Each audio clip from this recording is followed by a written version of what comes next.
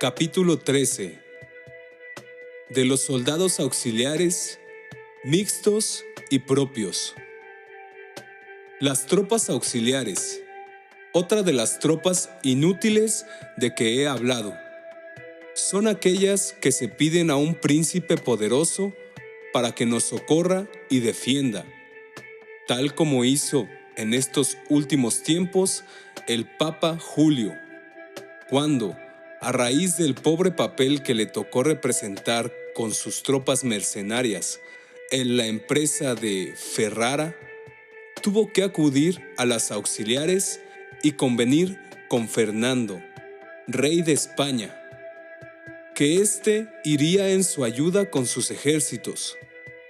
Estas tropas pueden ser útiles y buenas para sus amos, pero para quien las llama son casi siempre funestas, pues si pierden, queda derrotado, y si gana, se convierte en su prisionero. Y aunque las historias antiguas están llenas de estos ejemplos, quiero, sin embargo, detenerme en el caso reciente de Julio II, que no pudo haber cometido imprudencia mayor para conquistar a Ferrara que el entregarse por completo en manos de un extranjero. Pero su buena estrella hizo surgir una tercer causa que, de lo contrario, hubiera pagado las consecuencias de su mala elección, porque, derrotados sus auxiliares en Ravenna, aparecieron los suizos que, contra la opinión de todo el mundo, incluso la suya, pusieron en fuga a los vencedores, de modo que no quedó prisionero de los enemigos que habían huido, ni de los auxiliares, ya que había triunfado con otras tropas. Los florentinos, que carecían de ejércitos propios, trajeron 10,000 franceses para conquistar a Pisa, y esta resolución les hizo correr más peligros de los que corrieron nunca en ninguna época. El emperador de Constantinopla, para ayudar a sus vecinos, puso en Grecia 10,000 turcos, los cuales, una vez concluida la guerra, se negaron a volver a su patria, de donde empezó la servidumbre de Grecia bajo el yugo de los infieles. Se concluye de esto que todo el que no quiera vencer no tiene más que servirse de esas tropas, muchísimo más peligrosas que las mercenarias, porque están perfectamente unidas y obedecen ciegamente a sus jefes, con lo cual la ruina es inmediata, mientras que las mercenarias, para someter al príncipe, una vez que han triunfado, necesitan esperar tiempo y ocasión, pues no constituyen un cuerpo unido y, por añadidura, están a sueldo del príncipe. En ellas, un tercero a quien el príncipe haya hecho jefe no puede cobrar enseguida tanta autoridad como para perjudicarlo. En suma, en las tropas mercenarias hay que temer sobre todo las derrotas, en las auxiliares los triunfos. Por ello, todo príncipe prudente ha desechado estas tropas y se ha refugiado en las propias, y ha preferido perder con las suyas a vencer con las otras, considerando que no es victoria verdadera la que se obtiene con armas ajenas. No me cansaré nunca de elogiar a César Borgia y su conducta. Empezó el duque por invadir la Romaña con tropas auxiliares, todos soldados franceses, y con ellas tomó a Imola y Forlì, pero no pareciéndoles seguras, se volvió a las mercenarias, según él, menos peligrosas, y tomó a sueldo a los Orsini y los Vitelli. Por último, al notar que también éstas eran inseguras, infieles y peligrosas, las disolvió y recurrió a las propias. Y de la diferencia que hay entre esas distintas milicias, se puede formar una idea considerando la autoridad que tenía el duque cuando solo contaba con los franceses y cuando se apoyaba en los Orsini y Vitelli, y la que tuvo cuando se quedó con sus soldados y descansó en sí mismo, que era, sin duda alguna, mucho mayor, porque nunca fue tan respetado cuando se vio que era el único amo de sus tropas. Me había propuesto no salir de los ejemplos italianos y recientes, pero no quiero olvidarme de Hierón de Siracusa, ya que en otra parte lo he citado. Convertido, como expliqué, en jefe de los ejércitos de Siracusa, advirtió enseguida de la inutilidad de las milicias mercenarios, cuyos jefes tenían los mismos defectos que nuestros italianos, y como no creía conveniente conservarlas ni licenciarlas, eliminó a sus jefes e hizo la guerra con sus tropas y no con las ajenas. Quiero también recordar un episodio del Viejo Testamento que viene muy al caso, ofreciéndose David a Saúl para combatir a Goliat, provocador filisteo. Saúl, para darle valor, lo armó con sus armas, pero una vez que se vio cargado con estas, David las rechazó, diciendo que con ellas no podría sacar partido de sí mismo y que prefería ir al encuentro del enemigo con su honda y su cuchillo. En fin, sucede siempre que las armas ajenas o se caen de los hombros del príncipe, o le pesan o le oprimen. Carlos VII, padre del rey Luis VI, una vez que con su fortuna y valor liberó a Francia de los ingleses, conoció esta necesidad de armarse con sus propias armas y ordenó en su reino la creación de milicias de caballería e infantería. Después, el rey Luis, su hijo, disolvió las de infantería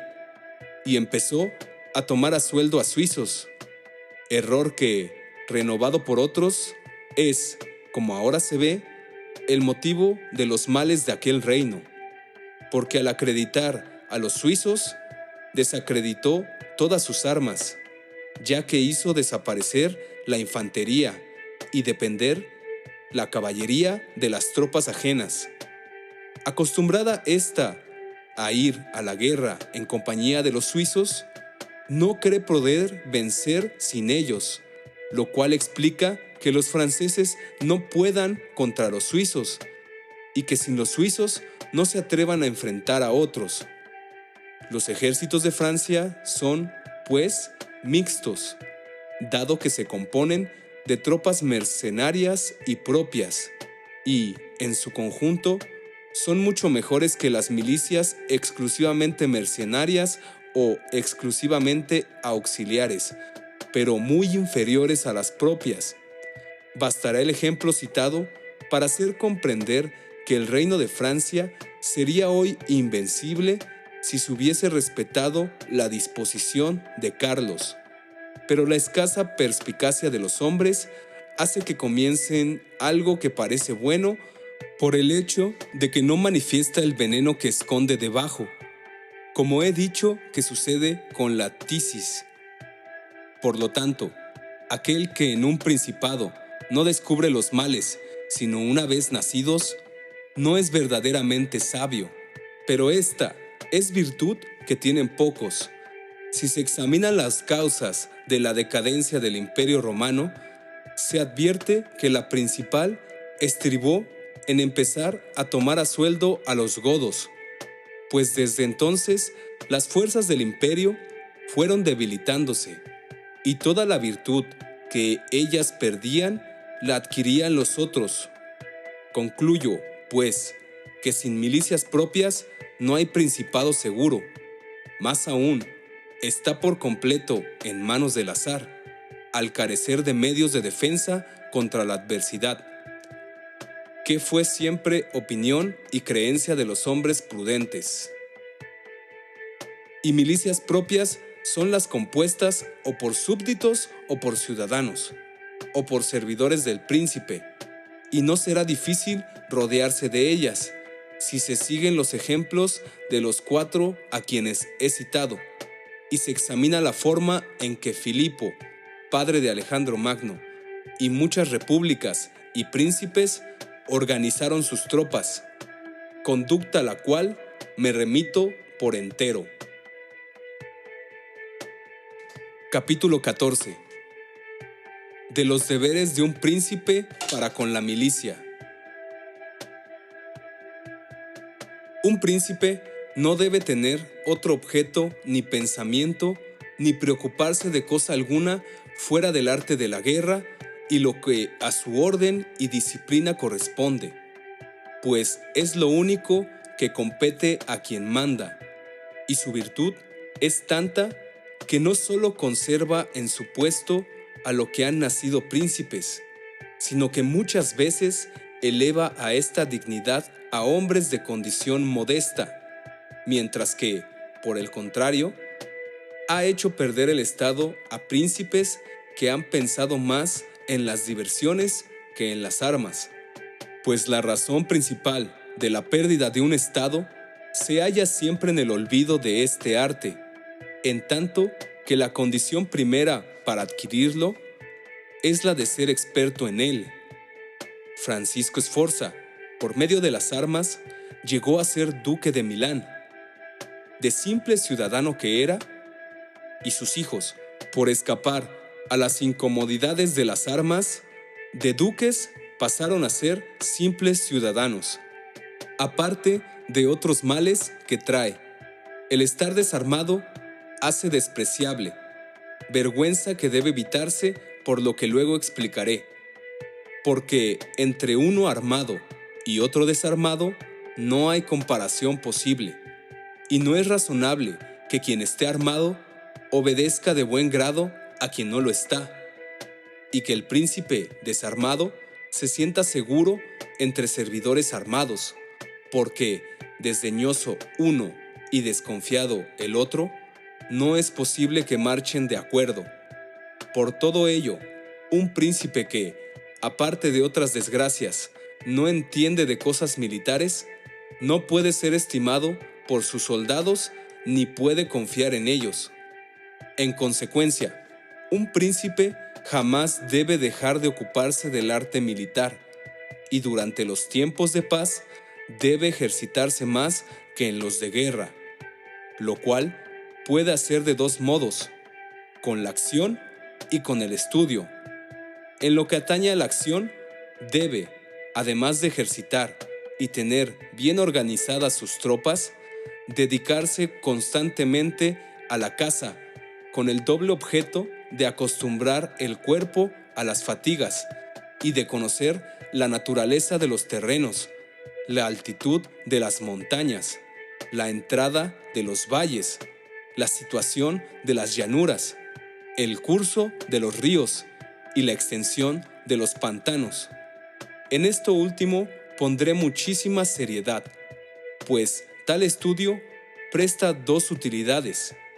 Primero, se aprende a conocer la región donde se vive y a defenderla mejor. En virtud del conocimiento práctico de una comarca, se hace más fácil el conocimiento de otra donde sea necesario actuar, porque las colinas, los valles, las llanuras, los ríos y los pantanos que hay, por ejemplo, en Toscana, tienen cierta similitud con los de otras de las provincias, de manera que el conocimiento de los terrenos de una provincia sirve para el de las otras. El príncipe que carezca de esta pericia carece de la primera cualidad que distingue a un capitán, pues tal condición es la que enseña a dar con el enemigo, a tomar los alojamientos, a conducir los ejércitos, a preparar un plan de batalla y a atacar con ventaja. Filopemenes, príncipe de los aqueos, tenía, entre otros méritos, que los historiadores le concedieron, el que en los tiempos de paz no pensaba sino en las cosas que incumben a la guerra, y cuando iba de paseo por la campaña,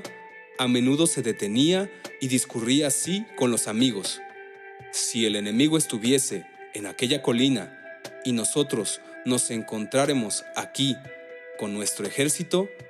¿de quién sería la ventaja? ¿Cómo podríamos ir a su encuentro conservando el orden? Si quisiéramos retirarnos, ¿cómo deberíamos proceder? ¿Y cómo los perseguiríamos si los que se retirasen fueran ellos? Y les proponía, mientras caminaba, todos los casos que pueden presentársele a un ejército. Escuchaba sus opiniones, emitía la suya y la justificaba. Y gracias a este continuo razonar, nunca, mientras guió sus ejércitos,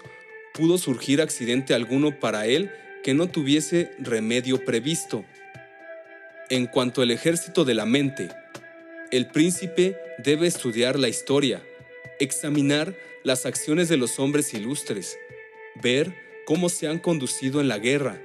analizar el porqué de sus victorias y derrotas para evitar estas, y tratar de lograr aquellas,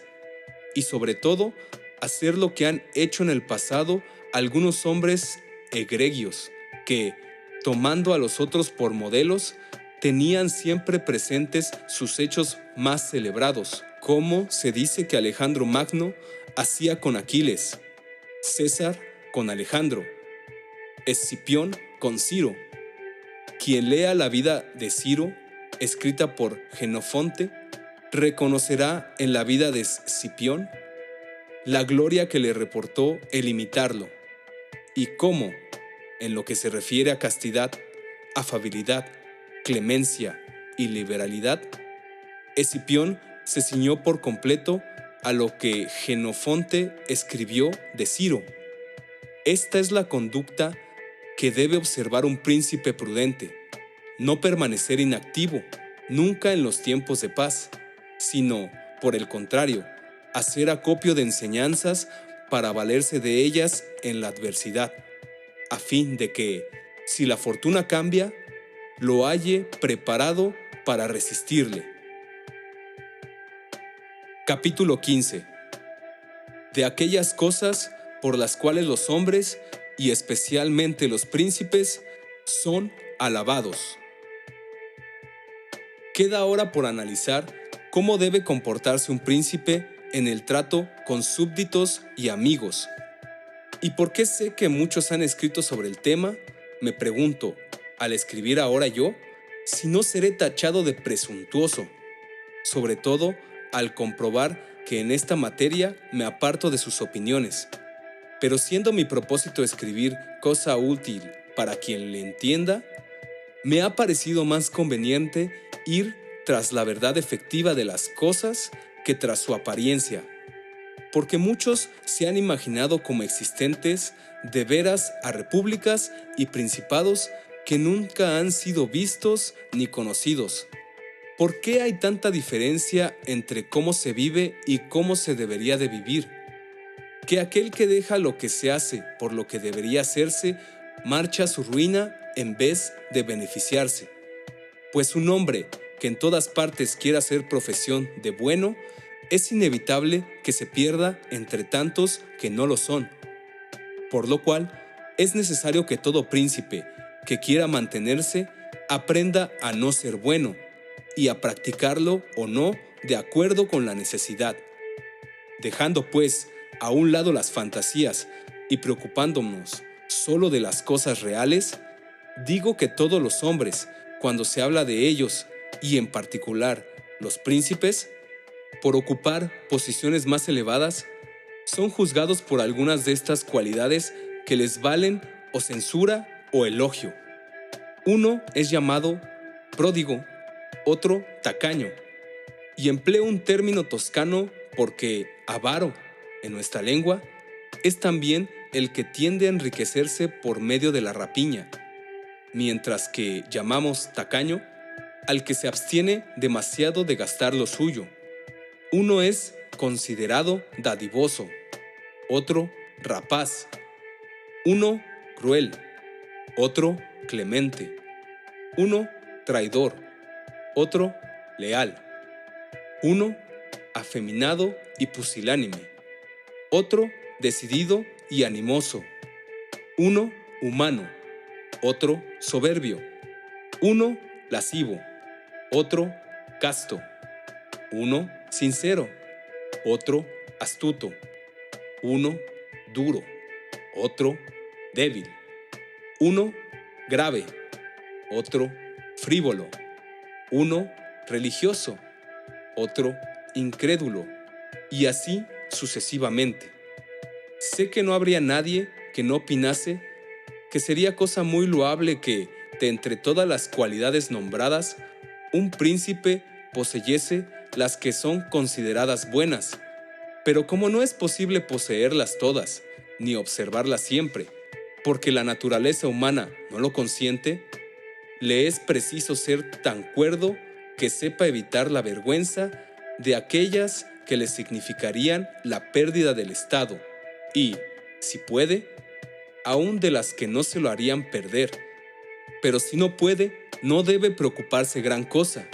y mucho menos de incurrir en la infamia de vicios sin los cuales difícilmente podría salvar el Estado. Porque si consideramos esto con frialdad, hallaremos que, a veces, lo que parece virtud es causa de ruina, y lo que parece vicio solo acaba por atraer el bienestar y la seguridad. Muchas gracias por escuchar este canal. Te agradecería comentar y suscribirte.